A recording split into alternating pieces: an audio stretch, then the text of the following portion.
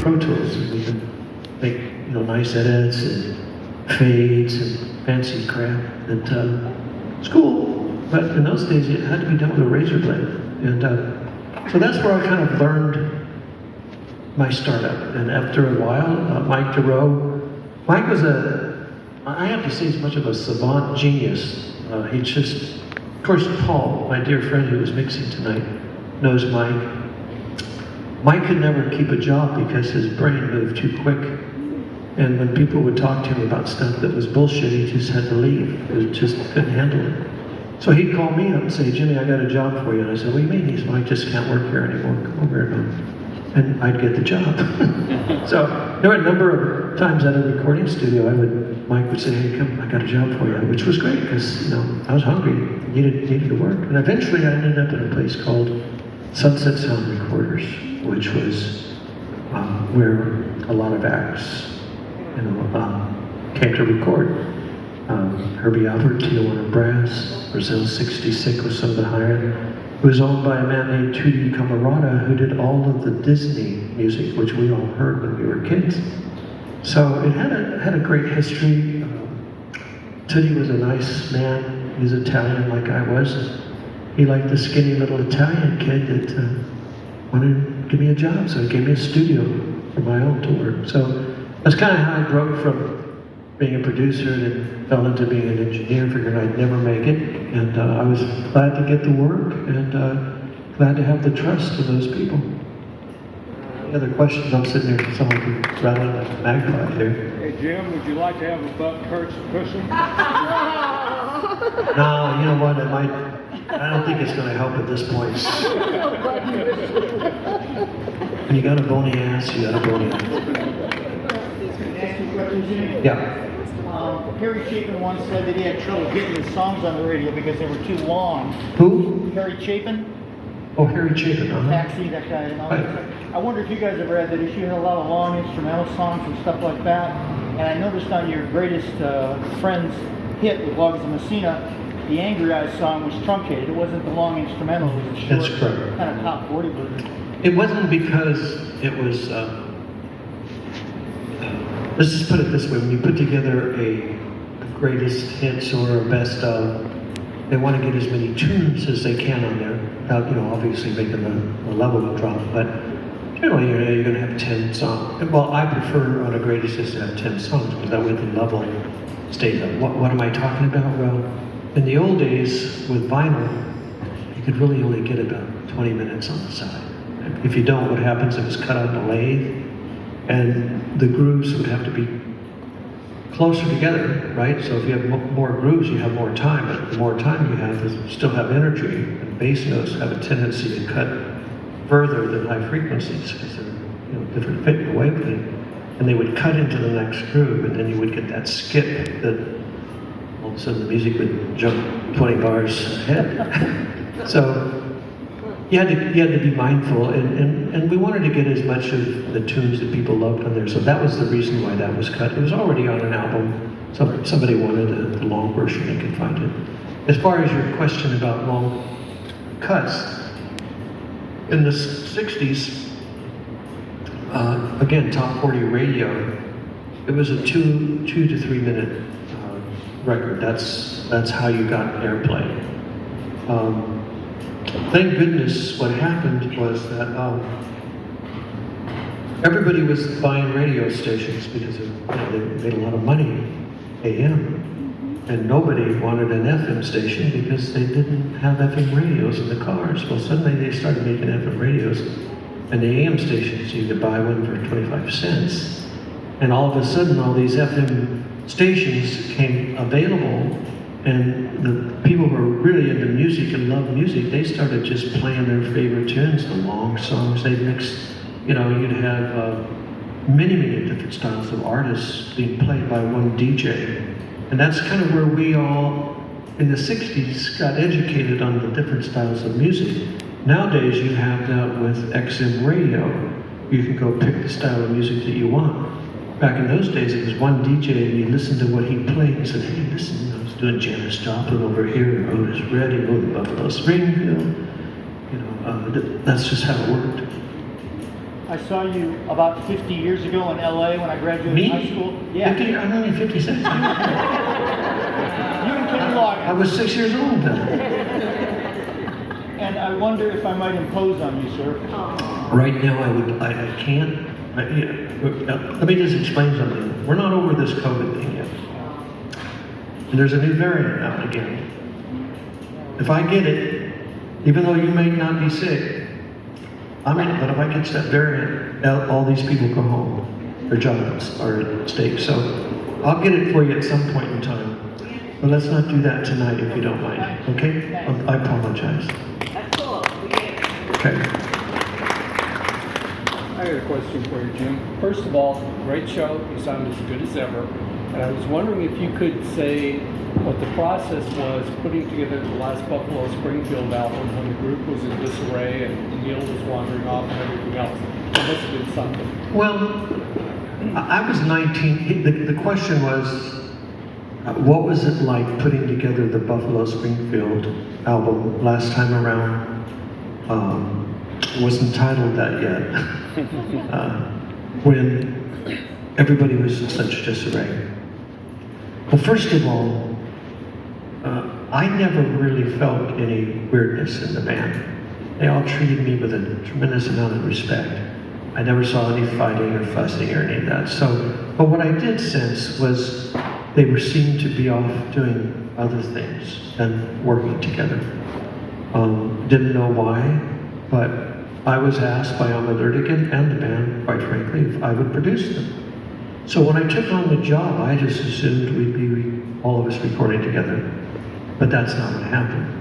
So I think in any situation, in any professional situation, you play the hand that you dealt.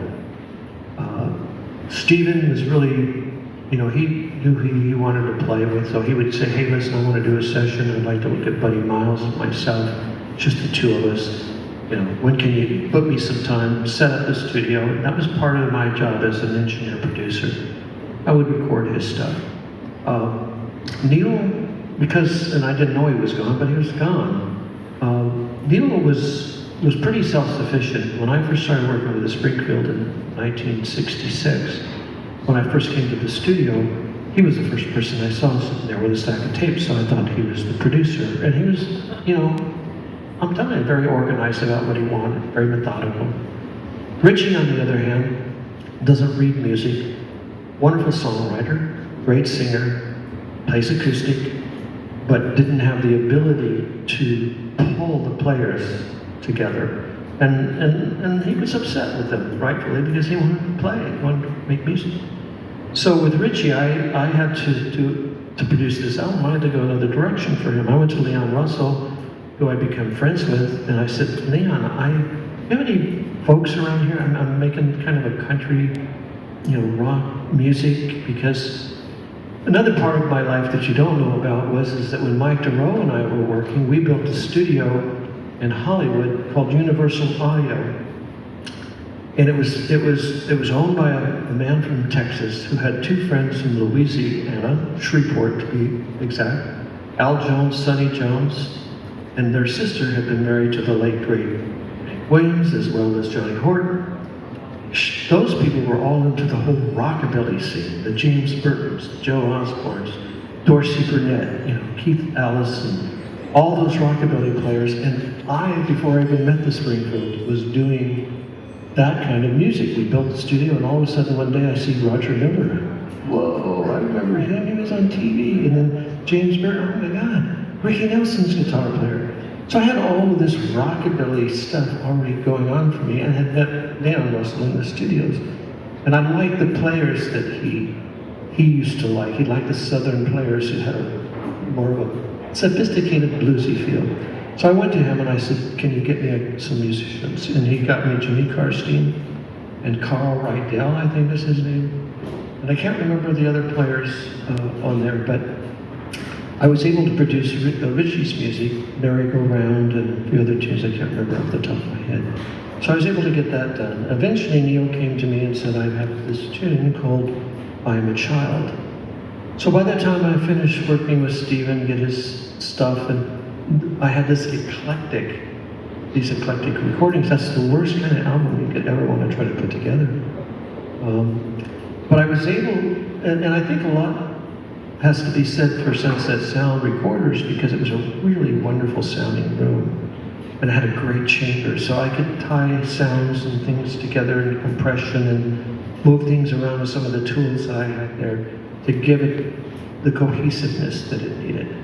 Tootie always had really great, tools, Fairchild compressors, Pultecs, kinds of things that you could shape sound with. So I did the best with what I had, and when the album was finally finished, I liked it, and everybody else seemed to like it. I don't know if the band liked it, but I did.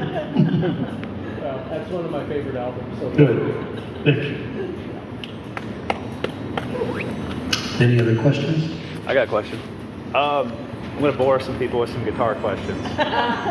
Why no more Telecaster? I saw like 3 different Stratocasters today. And then also, can you maybe talk about developing your own sound? You have a very distinct style of playing and your tones you use, and I'd just like to hear about that. Well, why not any Telecasters? Well, if any of you have ever been married to one woman, there's no one else that could ever match. My Telecaster, I have a marital relationship with. And I can't find one that sounds as good as it, but I can't take it out on the road either because it's old. It's almost as old as I am. 52 maybe. 52 Tele. And it has some cracks in it, but it still plays. But it sounds so good, I don't want to lose it. I don't want to put it on a plane and have it crack or somebody steal it because they... And everyone I've tried to find that gets close to it just doesn't.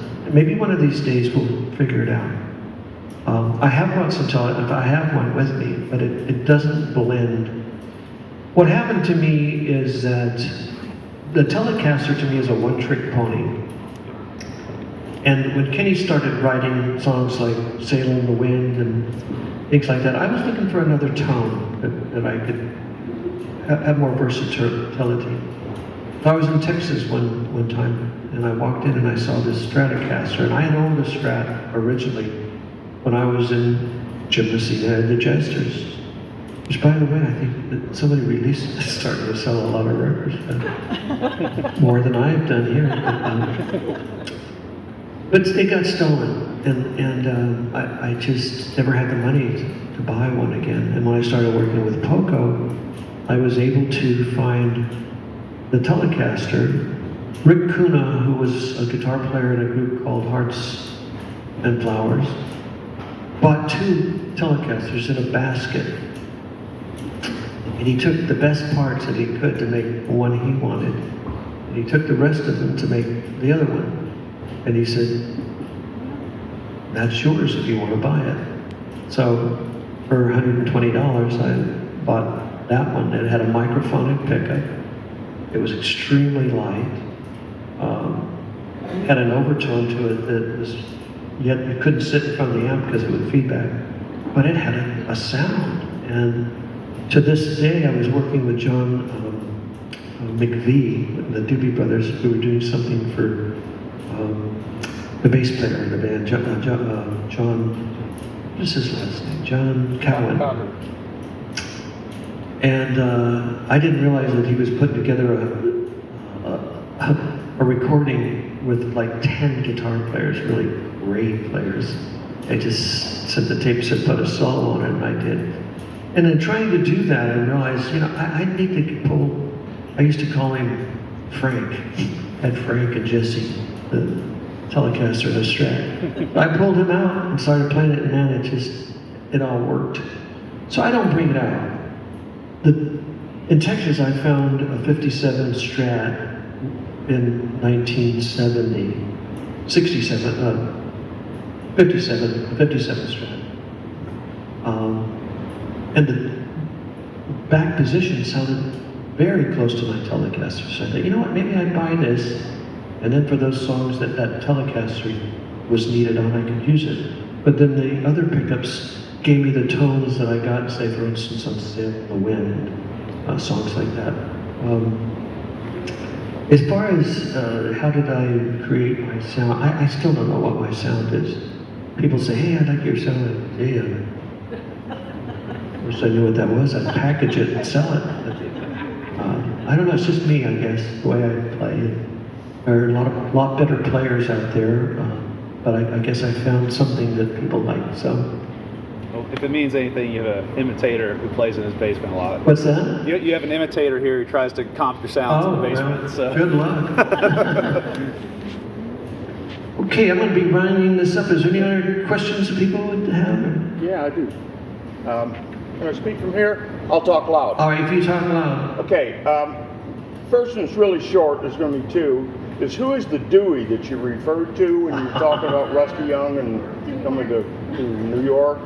And then also, could you just give me a little brief background of your players, because they were great. You bet, I'd be happy to. Yeah, they helped you out a lot. Oh, they constantly Not help that me. you need it, but they help. Well, no, I do need it. I look at musicians.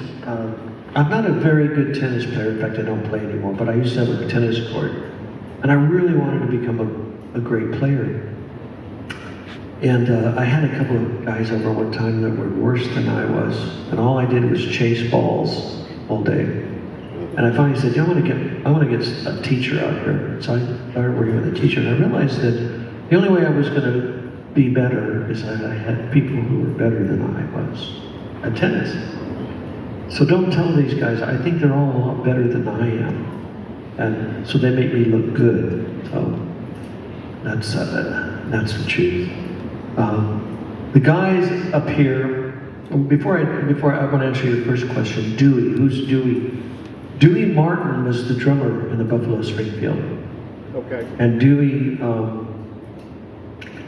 just had a sound. I mean, if you listen to Bluebird, that's Dewey playing, and he just had a thing that was so good. You know, he was a cymbal player, not fancy, but he could put a groove together that was very, very unique. But he also liked the spirits a lot. So he had a tendency to show up with swollen eyeballs, and having been up all night, it's not fun to play with people like that.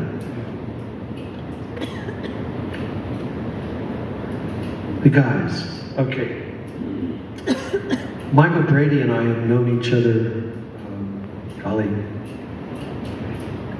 probably since the 70s, more than likely around, trying to think, 76 was Loggins and Messina. 77, I started taking a break in Santa Barbara, so I probably met in 78, something like that.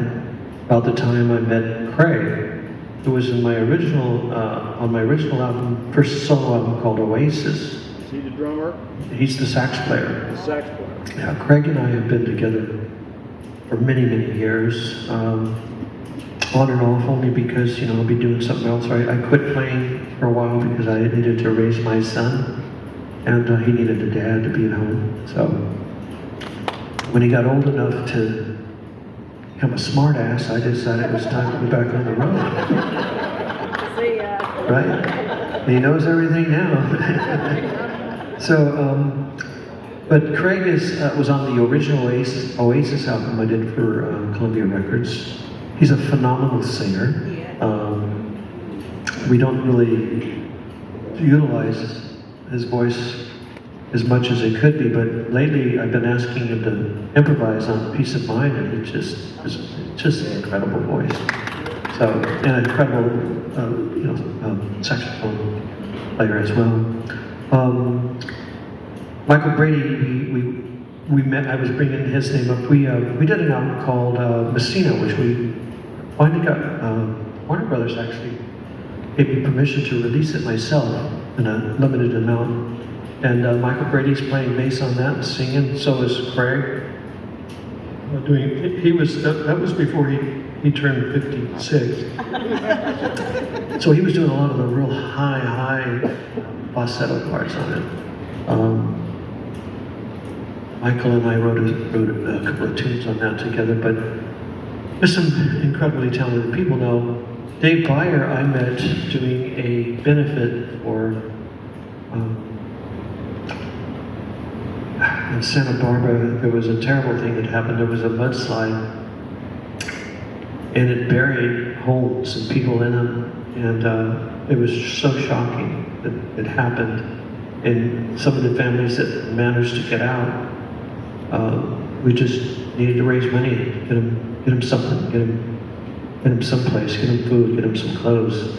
And David was, Dave Byer was working with Christopher Cross at the time.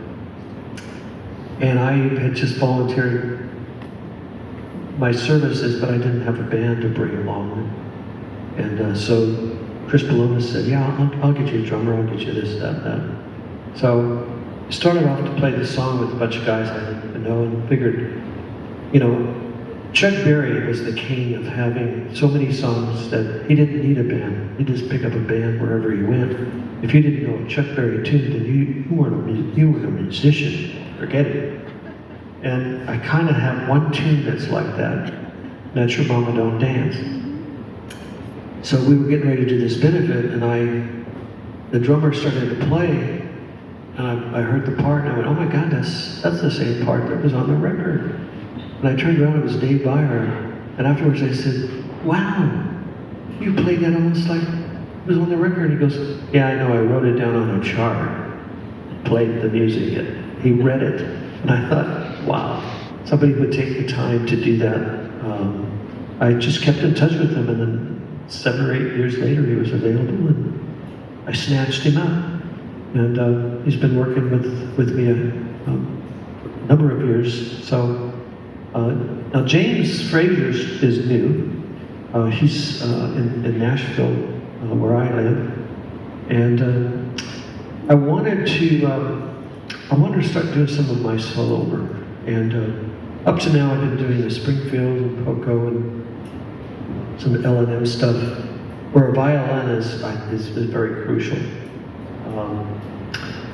But when I start getting into my stuff, and even in Loggins and Messina, there's always keyboards on the records. And all my solo stuff has some keyboards. And I want to start doing some of that now. I've been doing the Springfield Poco L&M stuff for quite a while now. I think it's time for me to make a little bit of change. I'll keep some of that stuff, for sure. But I want to start introducing some of my solo works to that. I'm not quite making enough money to have the violin and the keyboard. Maybe this coming year things will get better. If it does, we'll see another character up here playing probably a violin. Thank you. I get one more question? Yeah.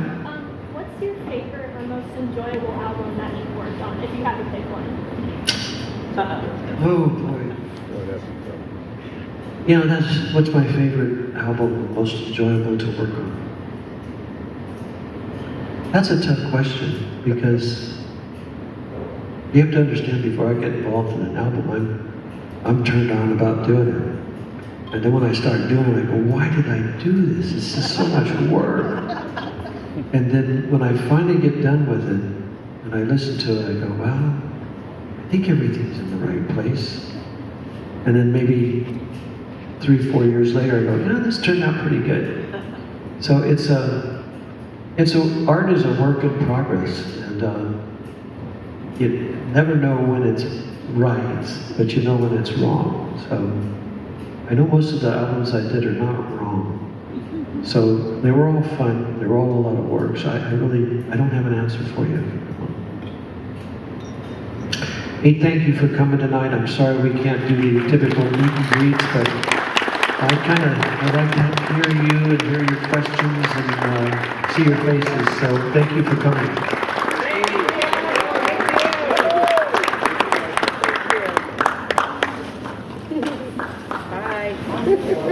Bye.